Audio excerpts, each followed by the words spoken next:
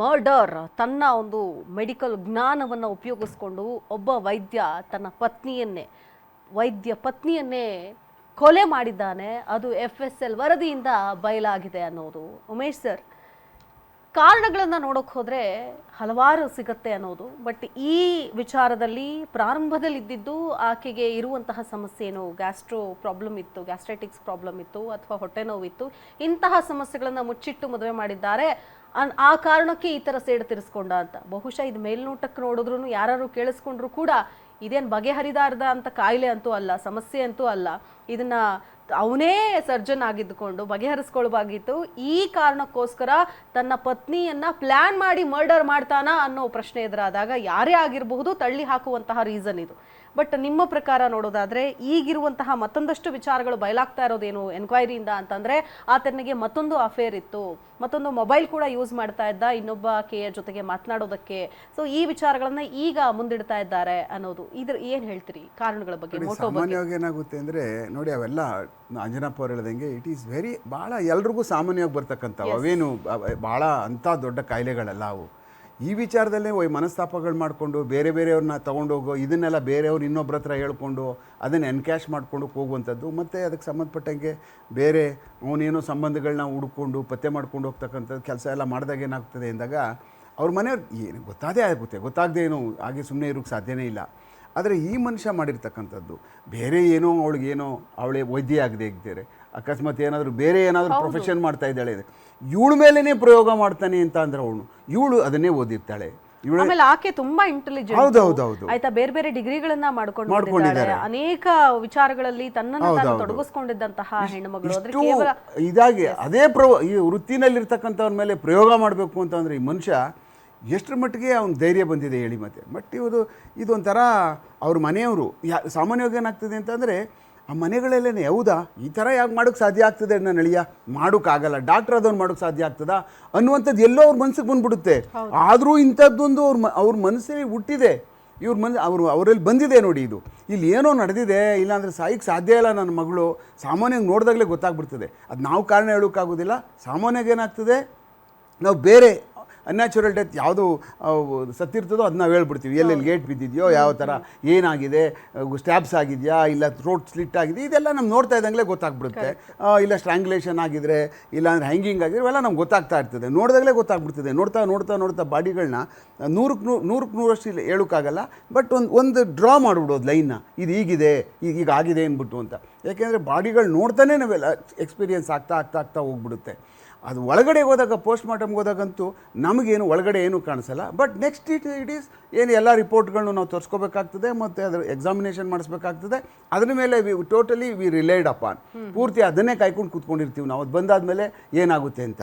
But ಇದರಲ್ಲಿ ಸಾಮಾನ್ಯವಾಗಿ ಏನಾಗ್ತದೆ ಅಂತಂದರೆ, ಎಷ್ಟು ಬೇಗ ನಾವು ಅದನ್ನು ಕಲೆಕ್ಟ್ ಮಾಡ್ಕೊಂಡ್ವಿ ಸ್ಯಾಂಪಲ್ನ, ಎಷ್ಟು ಬೇಗ FSLಗೆ ರವಾನೆ ಮಾಡಿದ್ವಿ ಅದು ಕೆಟ್ಟೋಗೋಕ್ಕೆ ಮೊದಲೇ, ಅವರು ಎಷ್ಟು ಬೇಗ ಅಲ್ಲಿ ಅದನ್ನು ಎಕ್ಸಾಮಿನೇಷನ್ ಮಾಡಿದ್ರು ಅನ್ನುವಂಥದ್ದು ಭಾಳ ಇಂಪಾರ್ಟೆಂಟ್ ಫ್ಯಾಕ್ಟ್ರು. ಯಾಕೆಂದರೆ ತುಂಬ ಡಿಲೇಗಳಾಗ್ತಾ ಇದ್ದಂಗೆ ಏನಾಗ್ತಾ ಇರ್ತದೆ, ಅದನ್ನು ಸಹ ಒಳಗಡೆ ಇರ್ತಕ್ಕಂಥ ನಾವು ಪ್ರಿಸರ್ವೇಟಿವ್ ಇರ್ತದೆ ನೋಡಿ, ಅದನ್ನು ಶಕ್ತಿ ಕಳ್ಕೋತಾ ಹೋಗ್ಬಿಡುತ್ತೆ.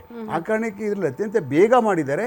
ಈ ಥರದ್ದು ಏನಾದರೂ ಆದಾಗ, ಈ ಥರ ಸಾವುಗಳಾದಾಗ ಯಾವುದೇ ಕಾರಣ ಅಂತರ್ಕೂ ಏನು ಕಾರಣಕ್ಕೂ ಅದು ಬೇರೆಯವರೆಲ್ಲ ಏನು ಬೇಜಾರು ಬಿತ್ಕೋತಾರೇನೋ ಅದು ಬೇರೆ ವಿಚಾರ. ಬಟ್ ಪೋಸ್ಟ್ ಮಾರ್ಟಮ್ ಮಾಡಿಸ್ತಕ್ಕಂಥದ್ದು ಅದ್ರ ಕಾರಣ ತಿಳ್ಕೊಳ್ಳುವಂಥದ್ದು ಖಂಡಿತವಾಗ್ಲೂ ಮಾಡಬೇಕು. ಎಲ್ಲೋ ರಾತ್ರಿ ಎತ್ಕೊಂಡೋಗ್ಬಿಟ್ಟು ಏನೋ ತೊಂದರೆ ಆಗಿಬಿಡ್ತದೆ, ಏನೋ ಆಗೋಗುತ್ತೆ ಅಂತೇಳಿ ಅದನ್ನೇ ಭಯ ಬಿತ್ಕೊಂಡು ಖಂಡಿತವಾಗ್ಲೂ ಮಾಡೋಕ್ಕೆ ಹೋಗ್ಬಾರ್ದು. ನಿಮ್ಗೆ ಸಂಶಯ ಇದೆಯಾ, ಮಾಡಿಸ್ಬಿಟ್ಟು ನಾವು ರಿಪೋರ್ಟ್ ಬರುವವರೆಗೂ ಆಮೇಲೆ ಗೊತ್ತಾಗುತ್ತೆ. ರಿಪೋರ್ಟ್ ಬಂದಾದ್ಮೇಲೆ ಏನಾದರೂ ಆ ಕಾರಣಕ್ಕೆ ಬಿಡೋರು ಈಗ ಇಲ್ಲಾಂದರೆ they take it as granted. ನಾಳೆ ಇಬ್ಬರು ಚೆನ್ನಾಗಿರ್ತಾರೆ ನಾಟಕ ಮಾಡಿಬಿಟ್ಟು ಸಾಯಿಸ್ಬಿಟ್ಟು ಸ್ಮಶಾನಕ್ಕೆ ಕಳಿಸ್ಬಿಟ್ರೆ ಗತಿ ಹೆಂಗಾಗುತ್ತೆ? ಆ ಕಾರಣಕ್ಕೆ ಅದನ್ನು ಯಾವ ಕಾರಣಕ್ಕೂ ಈಸಿಯಾಗಿ ತೊಗೊಳಕ್ಕೆ ಹೋಗ್ಬಾರ್ದು. ಈ ಥರ ಟ್ರೈಯೂ ಮಾಡೋಕ್ಕೆ ಹೋಗ್ಬಾರ್ದು. ನಾಳೆ ದಿವಸ ಇದು ಮಾಡಿದ್ರೆ ಪೋಸ್ಟ್ ಮಾರ್ಟಮ್ ಮಾಡಿಸ್ತಾರೆ, ನನಗೆ ಜೈಲಿಗೆ ಕಳಿಸ್ತಾರೆ ಅನ್ನುವಂಥದ್ದನ್ನ ತಗೊಬಂದು ನಿಲ್ಲಿಸ್ಬೇಕು ನಾವು. ಹೌದು. ಅಂದರೆ ಪೋಸ್ಟ್ ಮಾರ್ಟಮ್ ಪ್ರಕರಣಗಳು ಕೂಡ ಅದೇ ರೀತಿಯಾಗಿ ಹೆಚ್ಚಾಗಬೇಕು ಅಂತ. ಅಂದರೆ ಸತ್ತವ್ರನ್ನೆಲ್ಲಾನು ಪೋಸ್ಟ್ ಮಾರ್ಟಮ್ ಮಾಡಬೇಕಾ? ಬಟ್ ಆ ಒಂದು ವಯಸ್ಸಿರುತ್ತೆ, ಸಾವಿಗೆ ಕಾರಣಗಳಿರುತ್ತೆ, ಡಾಕ್ಟರ್ ಅವಿನಾಶ್ ಅವರು ಪೋಸ್ಟ್ ಮಾರ್ಟಮ್ ಎಷ್ಟು ಇಂಪಾರ್ಟೆಂಟು, ಯಾವ ಸಂದರ್ಭದಲ್ಲಿ ಮಾಡಿಸ್ಲೇಬೇಕು ಮನೆಯವ್ರಿಗೆ, ಎಷ್ಟೇ ದುಃಖ ಇರಲಿ ಎಷ್ಟೇ ಸಮಸ್ಯೆ ಇರಲಿ. ಯಾಕಂದ್ರೆ ಪೋಸ್ಟ್ ಮಾರ್ಟಮ್ ಮಾಡಿಬಿಟ್ರೆ ಇನ್ನೇನೋ ಆಗ್ಬಿಡುತ್ತೇನೋ, ಮುಕ್ತಿ ಸಿಗಲ್ವೇನೋ, ಈ ಥರದ ಅನೇಕ ಆಚರಣೆಗಳಿದೆ, ಮೂಢನಂಬಿಕೆಗಳಿದೆ. ಅದರ ಹೊರತಾಗಿಯೂ ಕೂಡ ಆ ಕುಟುಂಬ ಇವತ್ತು ಪೋಸ್ಟ್ ಮಾರ್ಟಮ್ ಮಾಡಿದ್ದಕ್ಕೆ ವೈದ್ಯರು ತೆಗೆದುಕೊಂಡ ನಿರ್ಧಾರ, ಮನೆಯವರು ಒಪ್ಪಿಗೆ ಸೂಚಿಸಿದಂತಹ ವಿಚಾರ, ಪೊಲೀಸರು ಮಾಡಿದಂತಹ ಎನ್ಕ್ವೈರಿಯಿಂದ ಇವತ್ತು ಆಕೆಯ ಸಾವಿಗೆ ನ್ಯಾಯ ಸಿಗುವಂತಹ ಪರಿಸ್ಥಿತಿ ಎದುರಾಗ್ತಾ ಇದೆ.